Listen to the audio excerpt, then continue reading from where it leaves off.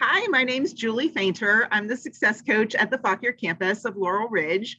And tonight we are going to talk about setting yourself up for success in the fall semester.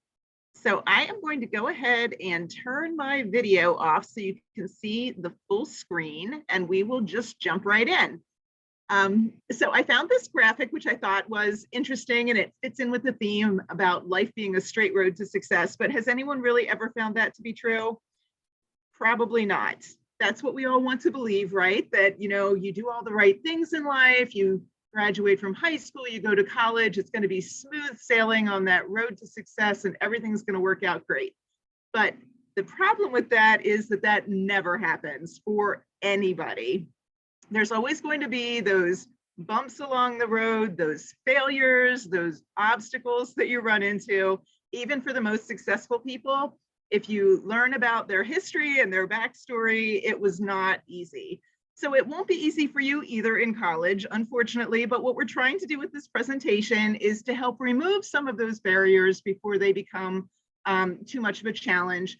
But then the way you deal with the obstacles that do come up as you go through the semester is what makes the difference between the students who are successful and the students who aren't. And so clearly we want you to be successful. It's not the smartest students who make it through to graduation. It is the students who have a plan and they have effective systems in place. They take the action and they put in the hard work to make it happen. So the thing to remember is that life doesn't work out by chance. It works out because you have this structure that is going to make you successful. So we're going to talk about some of the things that you can do that are going to help you move in the right direction. And the first thing we'll talk about is organizational systems. I am a huge proponent of having an academic planner. This is the best one I have found by far. It is the Order Out of Chaos Academic Planner. And there is a link to additional resources on the New Student Summer Series page that has all these links. So you don't have to take notes and write all of this down. There are links to this for where you can buy it. You can either buy it on the Order Out of Chaos website or on Amazon. But this planner is fantastic. The reasons that I really like it is the way it's laid out. And we'll go through and talk about the different parts of the planner and what makes it so effective.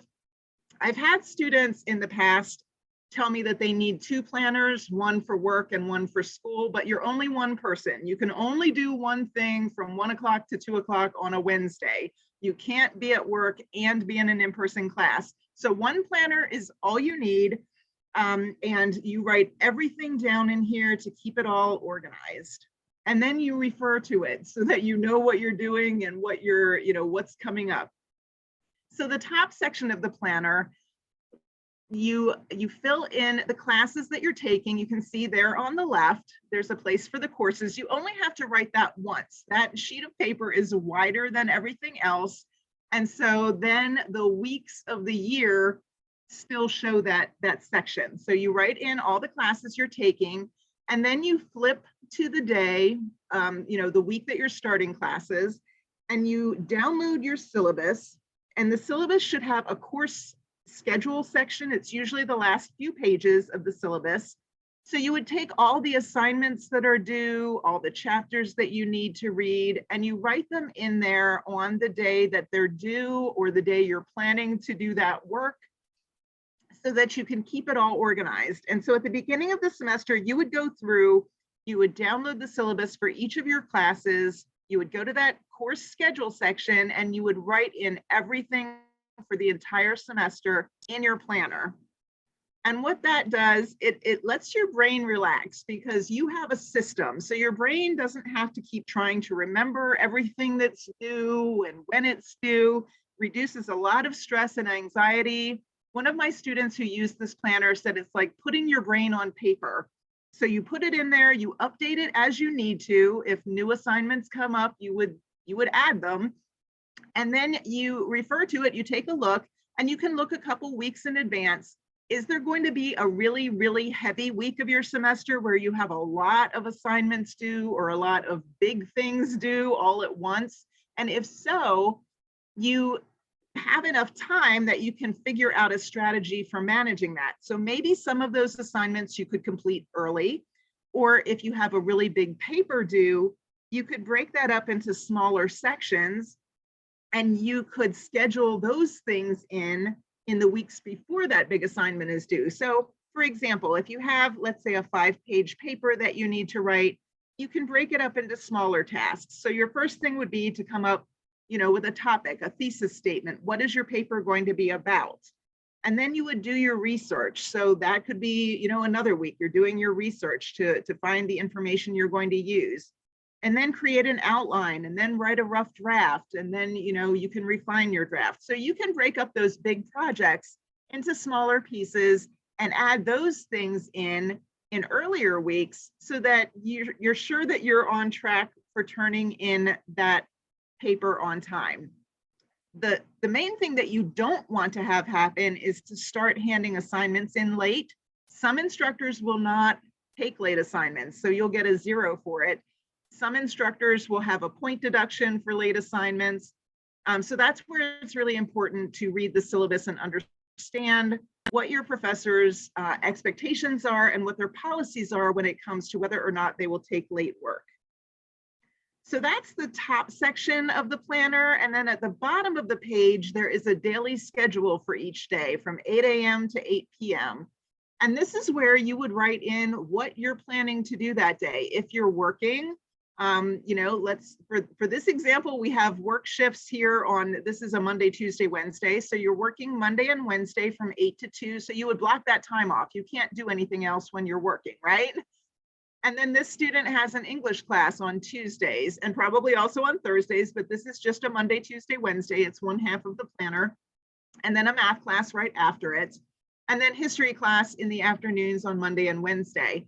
So then that free time that you see is what I have chunked off there in the colored blocks. So you're going to chunk off those blocks of time that is free time in your planner, and you are going to assign each of those chunks of time a task. And it's tasks that will get you to those assignments that are due, right? So here on Monday, we're going to do the math homework one that's probably due for that math class on Tuesday. And then on Tuesday, we're going to read chapters 1 through 3 in the history book, which is probably due for that Wednesday history class. So you would go through, and as your semester goes along, you write down everything that you're doing in your planner. If you're going to a party, block that time off. You need to have fun too while you're in college, right? So, don't have it be all work all the time, but you do need to make sure that you schedule in enough time to get your work done so that you can hand it in on time.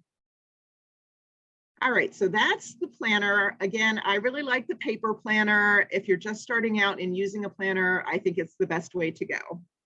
So now we're moving on to email. So you all have a school Gmail account, and that's in your My Laurel Ridge dashboard. My suggestion for this is to get it organized from the beginning of the semester. And you want to keep it organized by creating, they call them labels in Gmail, but it's really just creating folders, right? So you want to create a folder for each semester. So here we have a folder for the fall semester, and then create subfolders or labels, as they call it, for each of your classes. And then also for some of those other blocks of emails that are coming into your email account. So Engage is the student life emails that come out every week. So if you want to save those, create a folder and stick them in there. If you get emails from your advisor, those are good things to keep organized so you can find them later. The bookstore, if you get a receipt for what you purchased in the bookstore, it's good to save that too. So create those folders for these things and anything else that makes sense. Then what you want to do is move the emails from your inbox after you've read it and see what it is into the right folder to keep it organized. So if you need to refer back to something, it's easy to find. And then after the fall semester, you would do the same thing, create a folder for the spring semester with the same type of structure, and you can keep this moving forward. The other thing to remember with email is you might start getting like a ridiculous amount of emails. So, you can also set up filters to automatically delete some of those or block them if they're not things that you need. Some students end up getting a lot of notifications from Canvas. And if that happens, you can change your notification settings in Canvas to reduce the number of emails that you're getting. And in the handout that goes with this presentation, there is a link that takes you to the instructions for how you can do that. There's also a link with a video showing how to create these labels or folders in your Gmail account, because I realized that for some people, you kind of need to see it done to really understand how to do it. So we have the link in there too. And then the other thing to remember about email is that a lot of your professors will only respond to emails that you send from your school email account. So don't send them emails from your personal account. Some of them have filters to block those out. The school Gmail account is the one that you want to use. All right, after you get your email set up, you want to create a very similar folder structure on your computer so that you can keep all your digital documents organized and easy to find. And here again, you may need to set up subfolders under each of your classes. Depending on the class, different structures make sense. So some of them, maybe you have a few big projects, you could put project 1, project 2, but the big point here is that you want to keep this organized. I definitely recommend when you go into your Canvas course to download the syllabus for each of your classes and put it in the folder on your laptop, because then again, it's going to be really easy to find when you're going back and looking for it. Sometimes you get into Canvas, it gets a little confusing to figure out where that actually is located. So if you have a copy saved on your computer, it's much easier to find. The other thing you can do is some students like to download, like if there's PowerPoint presentations in Canvas, you can download that into the folder on your computer.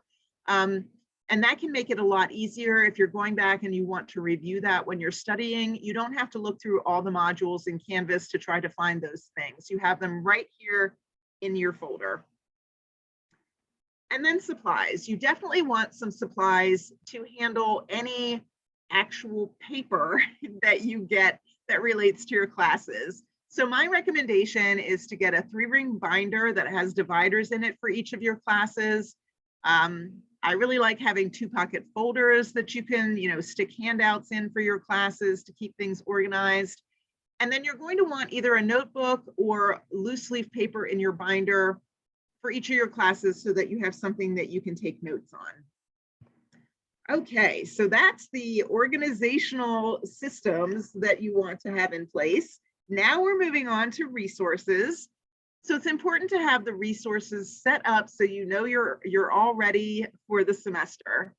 A lot of students have questions about tuition because it can be very confusing. When you look in your student center in SIS, it will show, even if you have financial aid, it's going to say that you owe a balance until financial aid gets applied midway through the semester.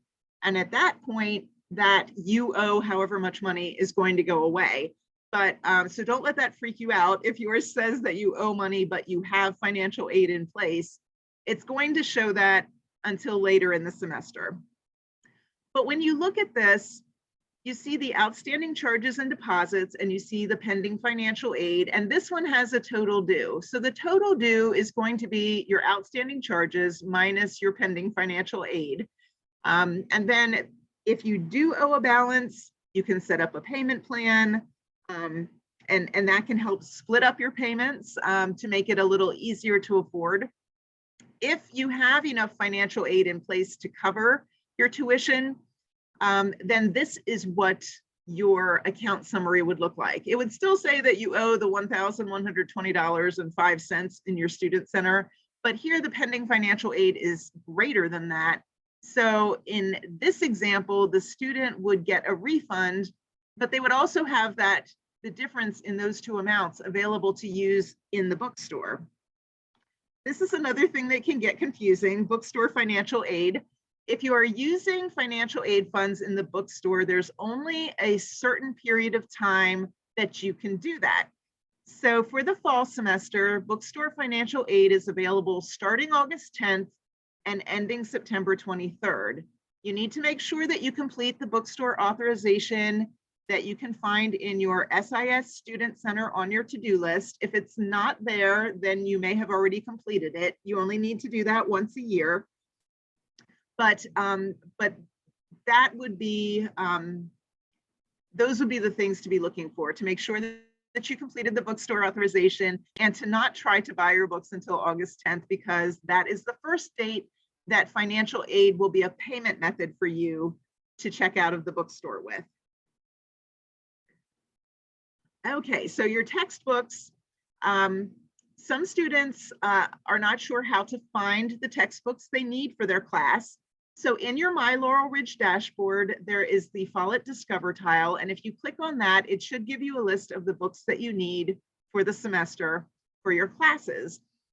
And then you can take that list to the bookstore and you can find the books that you need, and you can pay for them, you know, with financial aid funds if you have it, or pay for it yourself. So there's another problem. Some students can't afford the cost of the books or the access codes. And if that's the case, you can fill out the course material assistance form that we have. And again, there's a link to that in the handout. So if you are struggling to be able to afford your books, and they can be fairly expensive, definitely fill out that form, and we'll see if we can provide some assistance and help you with that. And then we have lots of other resources for students, because we realize that there are many needs that students have as they're coming into college. So our We Care or community resources page on the Laurel Ridge website has lists of resources in our service area that can help with things like food. We have a mental health list. We have a number of different areas of resources that we've collected. If you're not sure what resource might be able to help you, there's a form at the bottom of the page that you can fill out. And then a staff member will reach out to you and provide you with some suggestions of resources that might be able to help you. We do also have a campus food pantry at both the Middletown campus and the Fauquier campus. So you're definitely welcome to use that resource. And we have an emergency assistance application. If you have an unexpected need, you know, maybe your car broke down, things like that, you can apply to see if the Laurel Ridge Educational Foundation might be able to help you out with that unexpected expense. The last resource that you might want to make use of is the free download of the Microsoft Office 365 apps. So that would give you access to Word, PowerPoint, Excel, Access. So you might need those for some of your classes. There are some instructors who want you to submit your assignments using one of these applications instead of using Google Docs or Google Sheets. So there is a free download where you can get those. And again, the link to that is in the additional resources that we have posted with this presentation. Okay, and then we get to understanding college. So, you know, college is a whole different thing from high school, and maybe, you know, it might not be something that that you have seen other people deal with, so it can be very confusing. So we're going to talk through some of the things that can be confusing for students, so that hopefully it makes more sense as you get started in your semester. So the first is the syllabus. So you will have a syllabus for each of your classes. It will be in Canvas, and you want to read the entire syllabus front to back. They can be fairly long. Some of them are 9 or 10 pages, but there is great information in there. The syllabus is going to include the professor's contact information, their policies on how they grade for the class, their policies on late work, whether they accept it or not, and if so, if there's a penalty applied. It lists their office hours, which is when they would prefer for you to contact them, because they have set that time aside to answer questions from students. It also includes their preferred method of contact. whether they want you to message them in Canvas or if they want you to send an email. So that is definitely a good thing to know. And it also, as I mentioned earlier, includes the course schedule, which is very critical. You want to be sure that you know and you keep up with when assignments are due in each of your classes. Okay, and then the academic calendar, and we have a link to this in the presentation, in the sheet that is attached to this presentation. You definitely want to know the drop and withdrawal dates for each of your classes. So if you get started in a class and you really feel like you can't be successful in it, it's not the class you thought it would be, and you want to drop it from your schedule, the last day to register, the last day to qualify for a refund is the important date you want to know, because that is the last date on which you can drop that class and not owe money. There's also the last date to withdraw without a grade penalty. You would still be charged for the class, but you won't get a grade to show up on your transcript, and it won't be included in your GPA calculation. So sometimes that's a good option. If you are receiving financial aid, however, you definitely want to check with the financial aid office before you drop or withdraw from any class, just so that you understand what the consequences are going to be for you taking that action, whether that means your aid is going to be reduced and you're going to end up owing money. You want to have that information before you make the final decision on whether dropping or withdrawing is right for you. And then we're going to talk a little bit about rubrics. There's a lot more information on this and where exactly to find the rubric in the additional material that we have included with this presentation. But basically, a rubric is a set of criteria your instructor will use to grade your submission. So since you have access to seeing the rubric, at least for some of your assignments, not all instructors use a rubric and not for every assignment. So if there is a rubric for the assignment you're doing, you can look at the rubric and see if the work that you're submitting or about to submit meets the criteria or not. And if it doesn't, and you still have time to make changes, you could go back and make changes so that you get a higher grade. But basically, it just shows the criteria in the left-hand column. This is what the instructor is looking for on the assignment.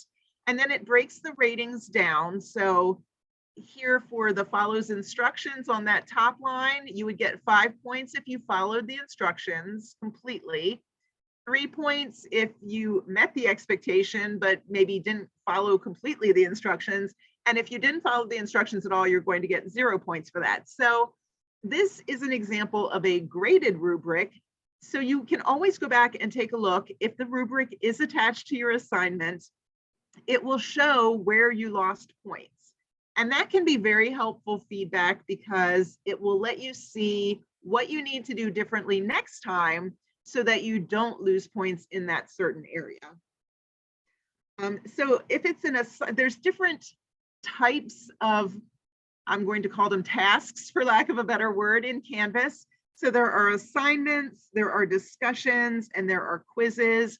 All three of those could have a rubric attached to it, but they all show up at different places. So again, there's more information on where exactly to find them and where to find the graded rubric in the handout that's attached. So you can take a look at that to get a better sense of how rubrics work and where you can locate it in Canvas. And then writing papers. This is another area where a lot of beginning college students really struggle.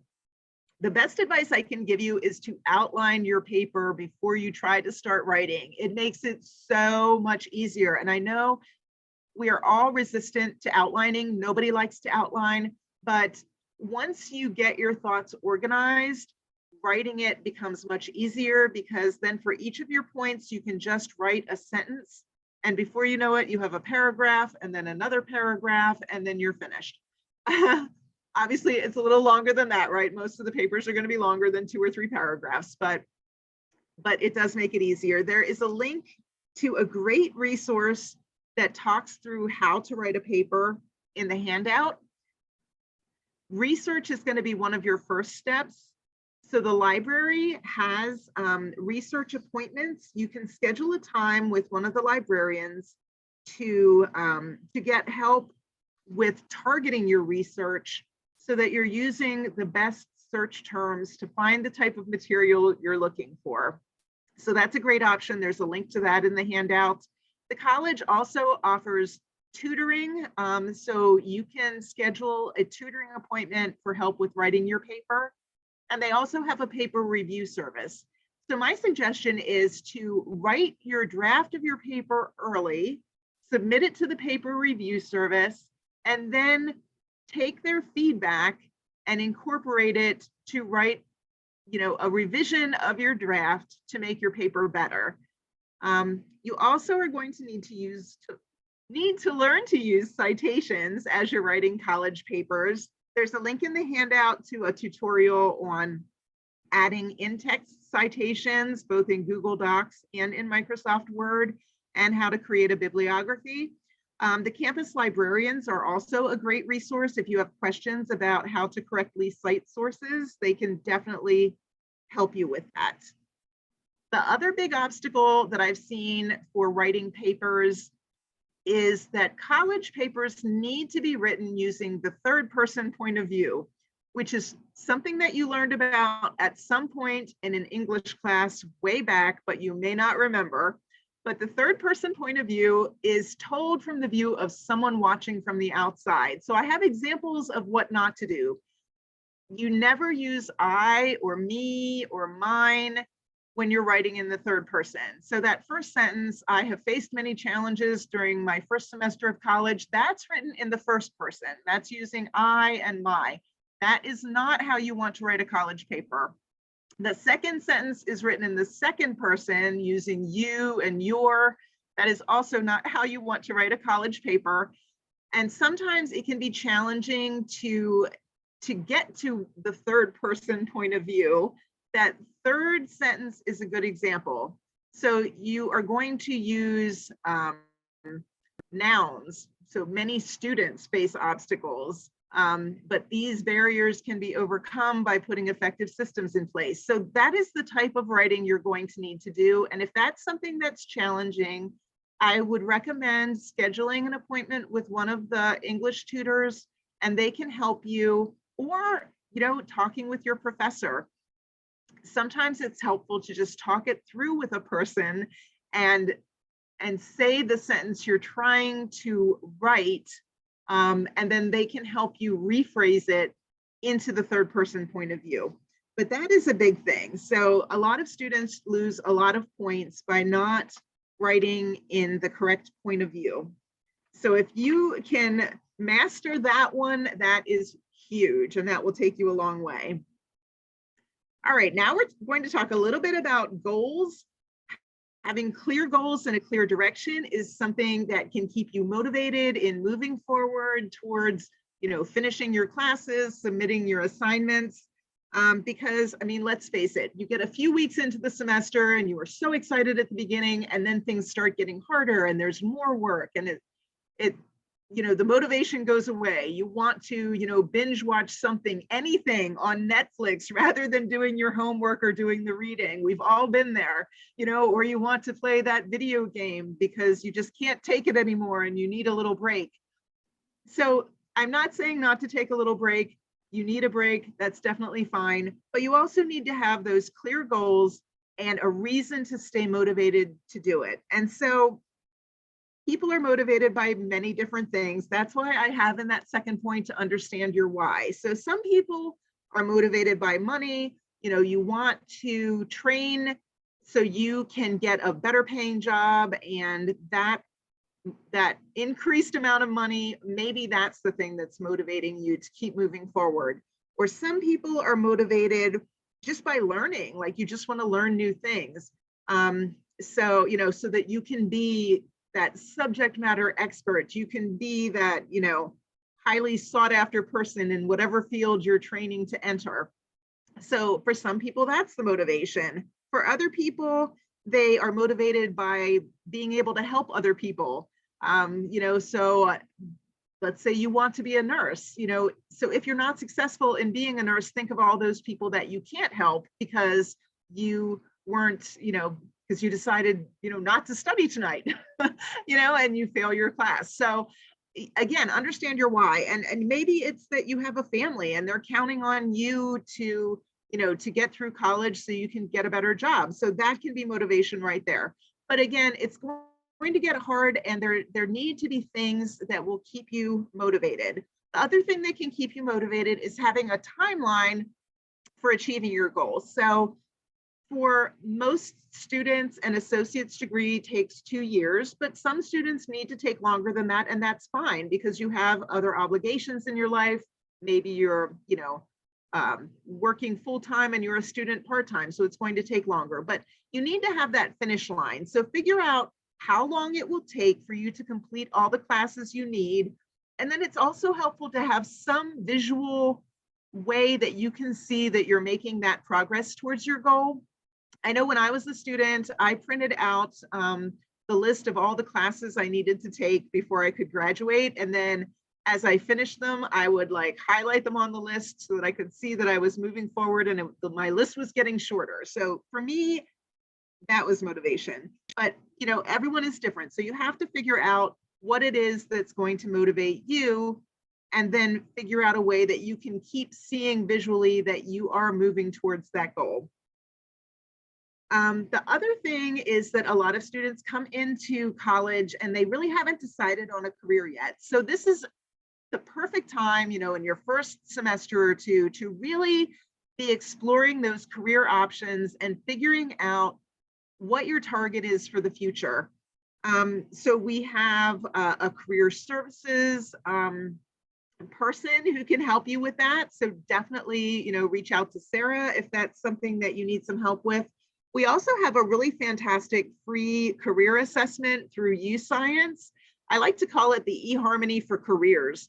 So you take this assessment, and it's a bunch of little brain games is what they call them. But it exposes things that you are really good at that maybe you didn't realize. And then it matches you to careers where those skills are needed to be successful. So after you complete the entire assessment, you get a dashboard, and it shows you the careers, it matches you against all the 500 or so careers in their database. And then it shows you the careers that are a strong match, a good match, a weak match, and a poor match. So you can kind of expand your horizons of different jobs you may never have considered before, but that you potentially could be really great at. So if you are interested in the UScience career assessment, you can just send me an email and I can send you a link to take it. And again, that is totally free. All right, and now we're going to talk about the growth mindset. So you may not have ever heard of this before, but there's been a lot of research about this, about why some people succeed and other people don't. And growth mindset is a really big part of that. So the growth mindset is believing that your brain is like a muscle that can be developed with effort, with the right strategies, and with help from others. So we all have a growth mindset in some areas and a fixed mindset in others. So the fixed mindset would be believing that your ability is fixed. There's nothing you can do to change it. And you kind of ended up with whatever you ended up with in the DNA lottery, and that's just the way it is. So for the growth mindset, though, you realize that really anybody can learn anything, right? You just have to put in the effort. So there are no natural, there may be a few natural geniuses out there, but honestly, if you really dig into their background, they worked really hard to get where they're at. So, you're going to make mistakes as you go along the way, but if you can keep yourself in that mindset that you can learn anything, you just don't know it yet, but you can get there with some effort, then you can see mistakes as being really good learning opportunities, because you often learn more when you fail at something the first time than when you succeed the first time. You're going to remember that lesson a lot better if it was, sort of a hard-won, triumph that you had.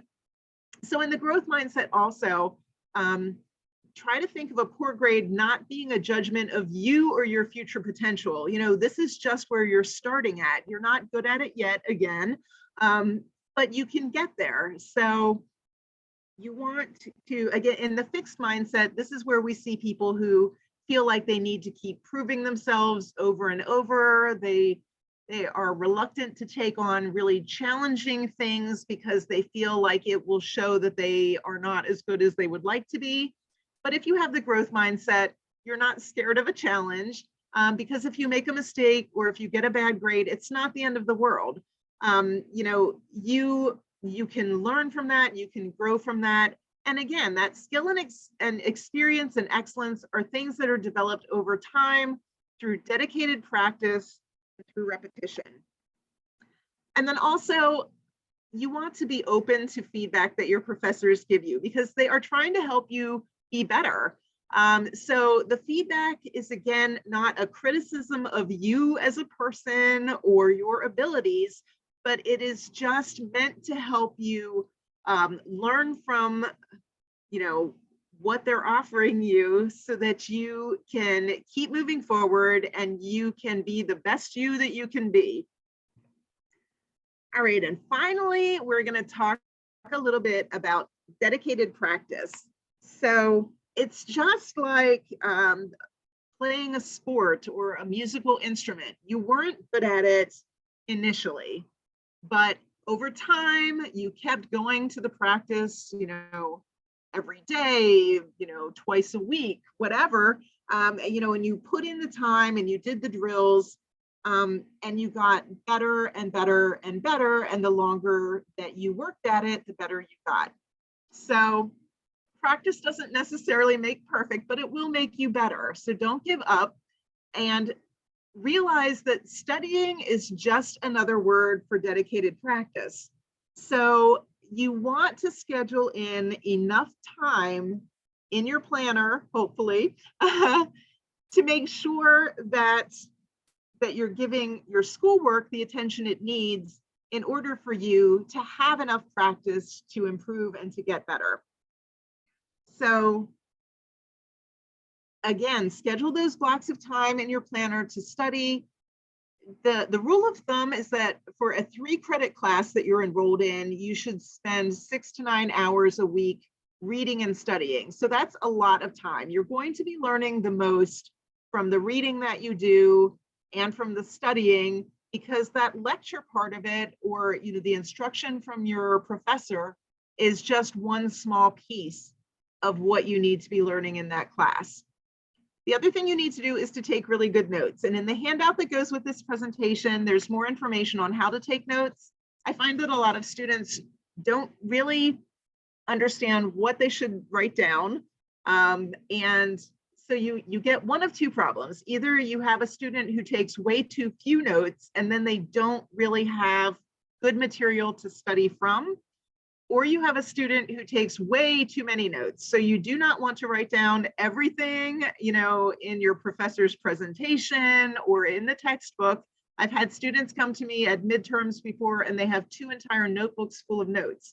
And they're like, I don't know how to study this. And it's like, no, I mean, that's way too many notes. So taking good notes is going to make studying a whole lot easier. So again, there are some suggestions in the handout for how to take notes that are going to be effective and give you the information that's going to be needed. And then some study suggestions. A lot of students don't really have good study habits either, but there are lots of different ways you can study. Reading your notes is not studying. So you want to do more interactive things so that you can remember the material better. There's lots of different study tools. Some work better for people than others because, you know, everybody has a different learning style. So you could make charts or graphs, you could draw pictures, you could watch videos, you could have study groups, you could make flashcards. Some students who are very creative like to create a song to remember the content. So again, I mean, you can explore and you can, you know, try a bunch of techniques until you find something that works for you, or several of these things that work for you. And again, for different subjects, different things are going to make more sense. So definitely experiment and see what works. And when you find something that does work, I would say stick with it and keep doing that. So that brings us to the end of our presentation for today. Again, my name is Julie Fainter. My email address is listed right there. If you have any questions, I am happy to try to answer them. So please feel free to send me an email at any time. And I'm going to stop sharing now. Chris, do you have anything you would like to add?